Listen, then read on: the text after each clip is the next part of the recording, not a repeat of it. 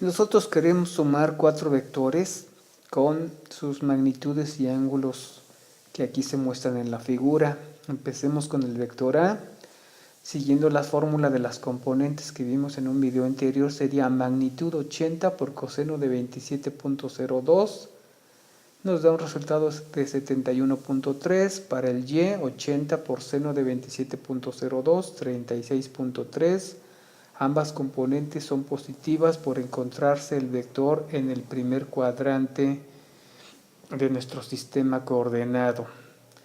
Si nosotros nos vamos al vector D, observamos que la componente en el eje X es positiva y la componente en el eje Y es negativa, lo cual debemos de escribir en nuestras fórmulas para tener los resultados correctos.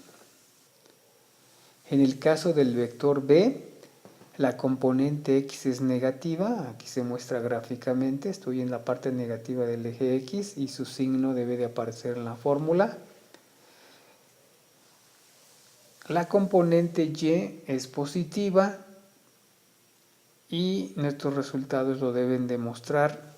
Para el caso del vector C, tanto su componente en el eje X es negativa como su componente en el eje Y. Recordemos que las fórmulas de seno y coseno para ángulos de 0 a 90 nos darán siempre valores positivos. La resultante se obtiene sumando las componentes en el eje X. Eso nos da la resultante en el eje X, que es de 29.2 newtons. Si hacemos lo mismo en el eje Y, sumamos las componentes Y de los 4 vectores, obtenemos los dos resultados, tanto para la componente X como la Y.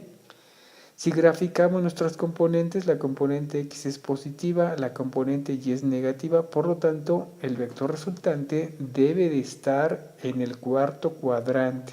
Aquí está mostrado, formando un ángulo θ con el eje de las X, siempre va a estar referido ese ángulo al eje X.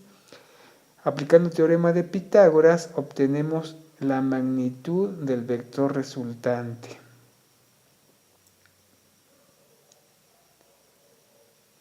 ¿Cómo calculamos el ángulo?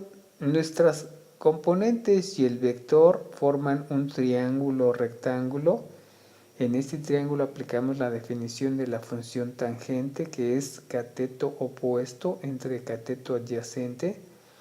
No nos interesa el signo de las componentes, por eso tomamos valor absoluto, despejamos el ángulo θ, sustituimos y obtenemos 22.8 grados.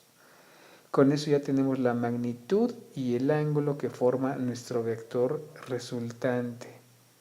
Con eso estamos concluyendo la suma de los 4 vectores.